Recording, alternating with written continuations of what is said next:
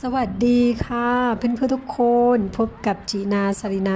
คนไกลบ้านเยอรมันค่ะ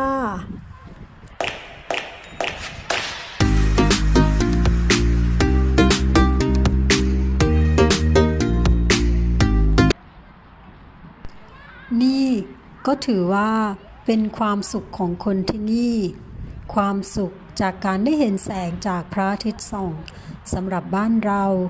สิ่งนี้กลายเป็นสิ่งธรรมดาและอาจจะมากเกินไปจนอยากหนีออกจากแสงแดดที่แผดเผาไม่อยากออกไปไหนแต่ในเมื่อสภาพอากาศที่นี่มีอากาศหนาว3 ใน 4ส่วนของปีส่วนใหญ่คนที่นี่เขาจะพูดว่า3 เดือนอากาศร้อนแต่9 เดือนอากาศหนาวสุดๆเพราะฉะนั้นเขาก็เลยออกไปสูดอากาศข้างนอกกันซะส่วนใหญ่แต่ในการ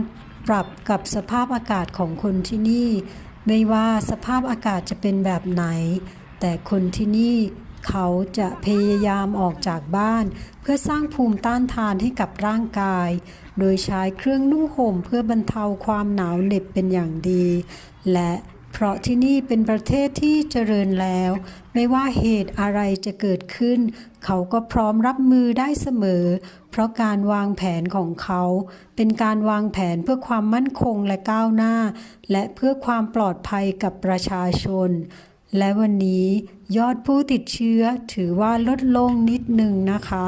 จากผู้ติดเชื้อรายใหม่ 30,000 กว่าลดลงเหลือ 20,000 กว่าค่ะรอลุ้นกันต่อไปเรื่อยๆนะคะทุกคนแต่เหนือสิ่งอื่นใดกำลังใจเป็นสิ่งที่สำคัญมาก